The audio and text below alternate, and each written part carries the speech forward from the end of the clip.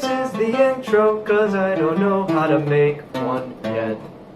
Seriously, that's going to be my intro. Hello ladies and gentlemen, tonight we're going to cook something, and to be completely honest, I have no idea how this is going to come out.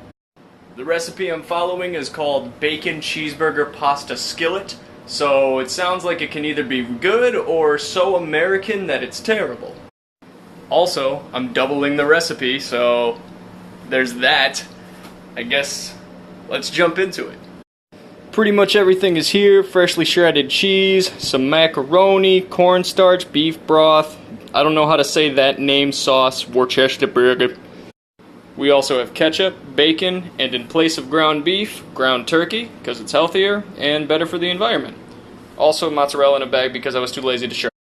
So let's start this recipe off the way any good recipe should start off. Cook some bacon.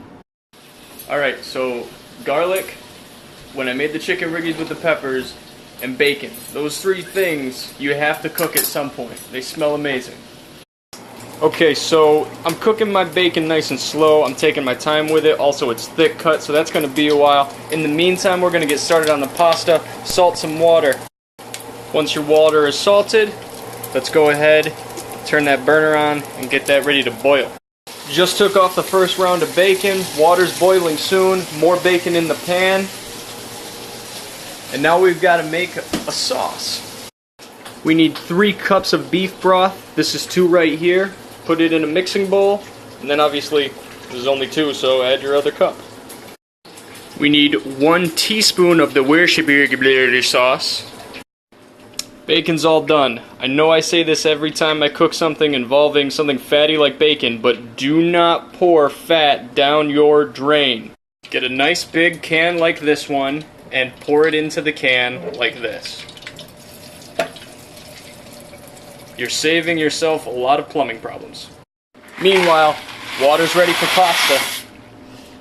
Follow the box directions, except for the water thing. Just guesstimate on the water, but yeah, 7 minutes till al dente.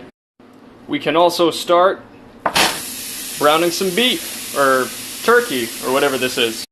I got a little sidetracked from our sauce, but the next thing we need is 6 tablespoons. That's 6 tablespoons of ketchup. And yeah, that is a lot of ketchup. Last thing for the sauce, 2 tablespoons of cornstarch. Next step is to mix all that in and make sure everything, as usual, mixes together all nice and neatly. From what I can tell, this is supposed to thicken it once you're actually cooking it on the stove, and I sure hope so, because that looks pretty gross. That's the fun part about new recipes. You get to see new, weird stuff. Alright, so here's where we're at. Pasta's all done. Bacon's broken up. Beef has been browned, or turkey's been browned. We have the cheese and the sauce ready to go. All we gotta do now is combine everything. So let's get down to it. Pasta in. Whoop. As a big glop, I guess. I guess glop is my favorite word when things just stick together. Next up, all of the bacon. This pan is not big enough for this, but final thing, that sauce. Can't even see it.